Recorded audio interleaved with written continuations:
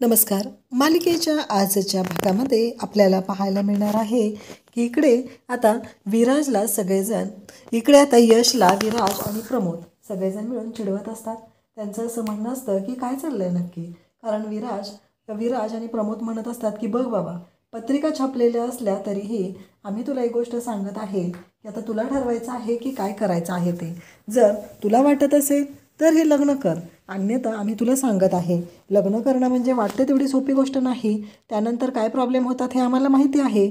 आधी सुरुवातीला सगळ्यांना छान छान वाटत असतं, असं सगळेजण चिडवत असतात. तेव्हा इकडे तो मात्र बिचारा यश लाजत असतो. तेवढ्यात आजी तिथे येतात आणि म्हणतात काय चाललंय रे तुमचं, तुम्ही सगळेजण मिळून त्याला का चिडवत आहात, त्याला का बोलत आहात, आणि करू द्या ना एन्जॉय, लग्न आहे त्याचं, नवरदेव आहे तो. मग दुर्गाला आजी म्हणतात की ही पत्रिका देवाच्या समोर ठेव, त्याच्यावरती तांदूळ ठेव. मग दुर्गा ती पत्रिका देवाच्या समोर ठेवते, त्याच्यावरती तांदूळ ठेवते आणि नमस्कार करते. सगळेजण आता नमस्कार करत असतात. आजी दुर्गाला म्हणतात की कार्य निर्विघ्नपणे पार पडू दे असं बोल. तेव्हा दुर्गा म्हणते की देवा, तुला तर माहिती आहे माझ्या मनात काय आहे ते, माझी इच्छा पूर्ण कर असं दुर्गा बोलत असते.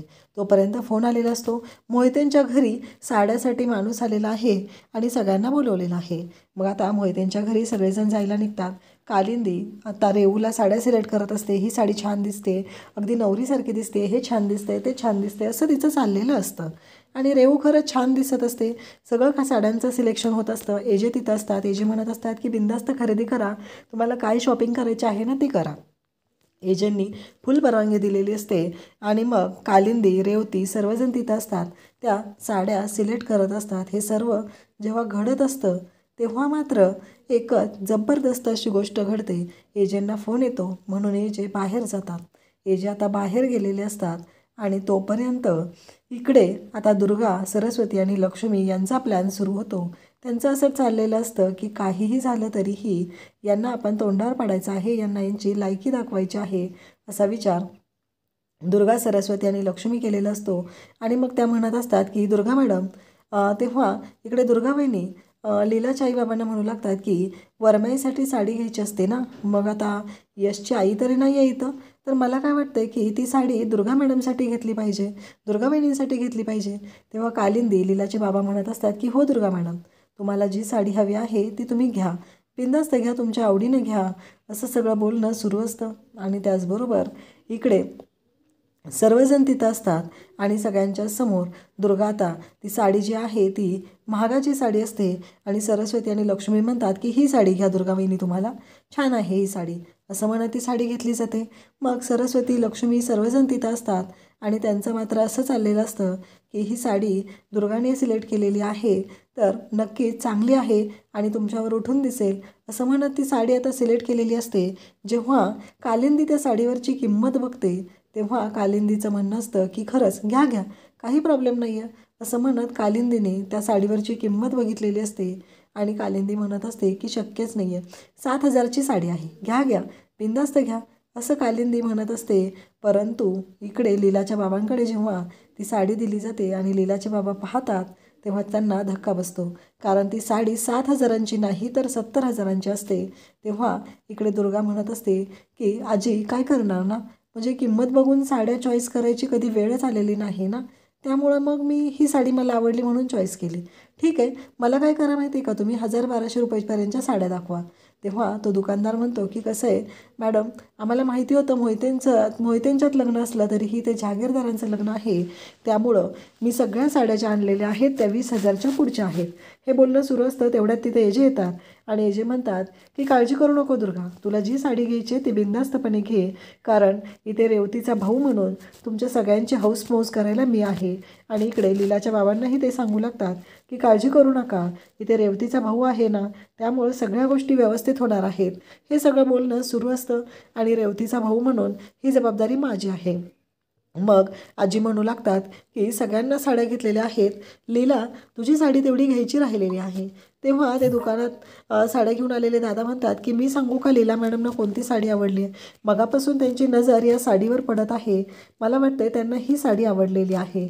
असं म्हणत ते लीलाला जी साडी आवडली ती साडी दाखवली जाते.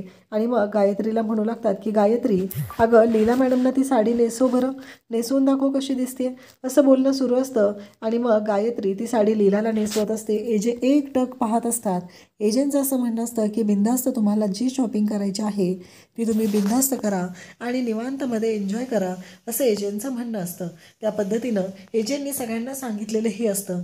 आणि मग लीलाला ती साडी नेसवून होते. एजे तर धाडकन उठून उभे राहतात, कारण लीला त्या रेड कलरच्या साडीमध्ये खूपच सुंदर दिसत असते. रेशमी साडी असते, त्यामुळं लीलाचं सौंदर्य अजूनच खुललेलं असतं.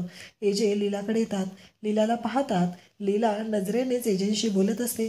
लीला म्हणत असते की कशी दिसते साडी. तेव्हा एजे म्हणतात की छान दिसते. आणि मग एजे लीलाकडे पाहत असतात.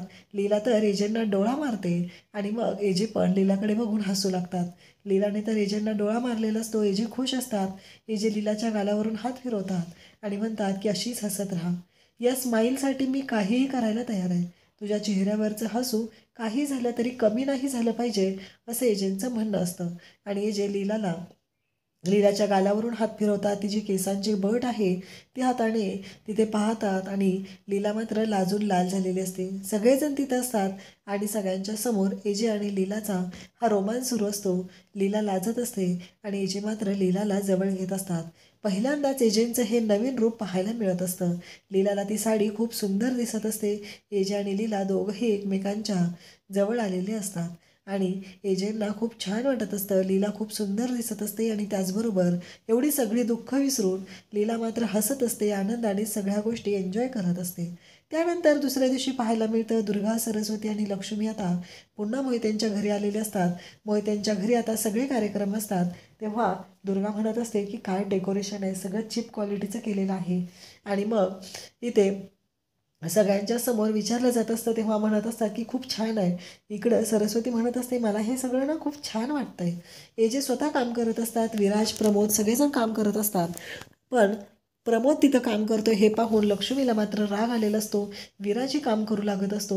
आणि मग तो घोडा जो आहे, म्हणजे शिडी जी आहे ती हवी आहे, माळा लावायच्या आहेत, सगळं डेकोरेशन चालू आहे. डेकोरेशनवाले मनापासून काम करत आहेत.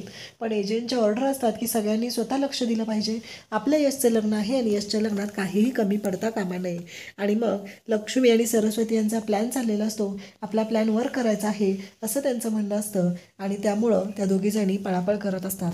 विराजीकडे सरस्वतीला म्हणतो की जा, रेवती तिकडे तयार होते, तिला मदत करायला जा. आता रेवतीला मदत करण्यासाठी आलेली सरस्वती जी आहे ती लीलाच्या रूममध्ये येते. लीला तिथं मेहंदीचे कोण तयार करत असते आणि तिथे येऊन म्हणू लागते की रेवती कुठे आहे, तिला मदत करायची आहे ना, म्हणून मी आलेली आहे. लीला म्हणते असं आहे का, रेवूला मदत करायला आलीस, बरं मला काय म्हणायचं आहे, तुझ्या डोक्यात नक्की काय चाललंय ते तरी सांग मला, असं लीला म्हणत असते. तेव्हा सरस्वती शांतच असते. ती म्हणत असते की ही इथून बाजूला का जात नाही आहे, मला माझा प्लॅन वर्क करायचा आहे, असं तिचं म्हणणं असतं. कारण तिला काही करून तिचा प्लॅन वर्क करायचा असतो. परंतु इकडे लीला मात्र तिथंच तशीच असते. लीला बाजूला नसते होत. लीला सरस्वतीला म्हणते की तू काही बोललीस का, तर सरस्वती म्हणते की हिला ऐकायला आलं का, मी तर आता पकडली जाणार, असं तिचं म्हणणं असतं. आणि ते सगळा बँड वाजतो. सरस्वतीने आता तिचा प्लॅन जवळजवळ इकडे लीलाला सांगितलेला असतो. अशाच अपडेटसाठी चॅनलला सबस्क्राईब करा. थँक्यू.